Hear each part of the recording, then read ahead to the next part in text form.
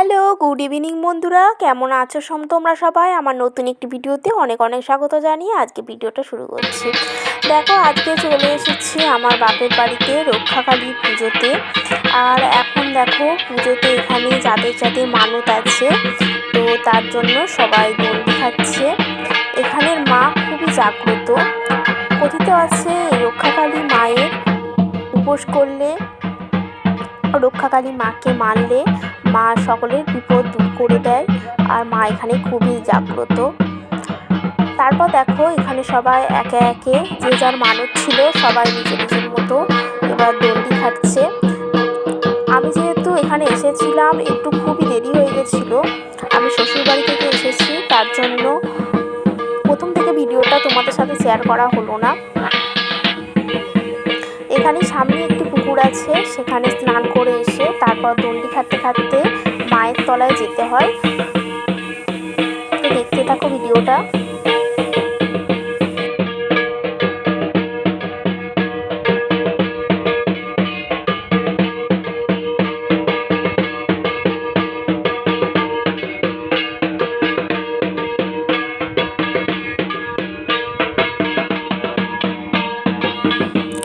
আর আমাদের এই পুজোটাতে বন্ধুরা মোট 3টে গ্রামের মানুষ একত্রিত হয় এই পুজোটাতে।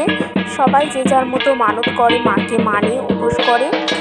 তো এই পুজোটাতে তোমরা দেখেই বুঝতে পারছো অজস্র মানুষের ভিড়।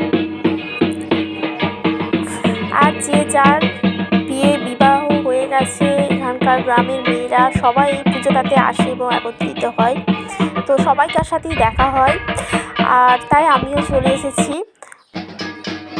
আর সবাইকার সাথে দেখা হয়েছে, কথা হয়েছে, তো খুবই ভালো লাগলো। আর এখন দেখো, এখানে ঠাকুরের পুজো হচ্ছে। মা রক্ষাকালী, তুমি সকলকে ভালো রেখো, সুস্থ রেখো মা।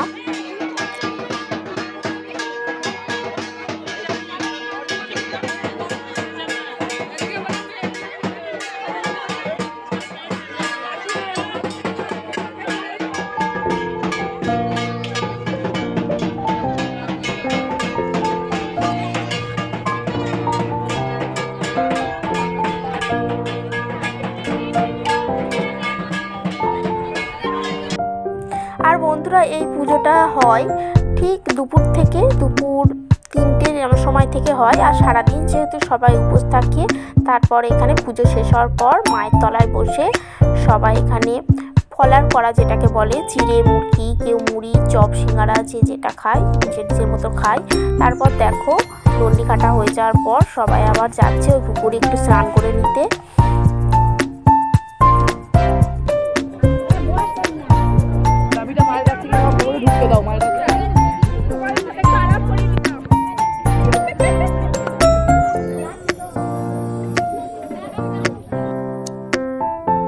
আর দেখো, এখানে সমস্ত রকম মিষ্টির দোকানগুলো নিয়ে বসেছে। যেহেতু এখানে অনেক, বললাম, প্রায় 3টে গ্রামের মানুষ একত্রিত হয়, তো সবাই এখান থেকে মিষ্টি বলো, এই যে ভাজাভুজি সমস্ত কিছু, পাঁপড় ভাজা, সিঙ্গারা, চপ সিঙ্গারা বিক্রি হচ্ছে, সবাই কিনছে, দেখতে পাচ্ছ। সবাই কিনে এখানেই বসে মায়ের তলায় বসে ফলার করে।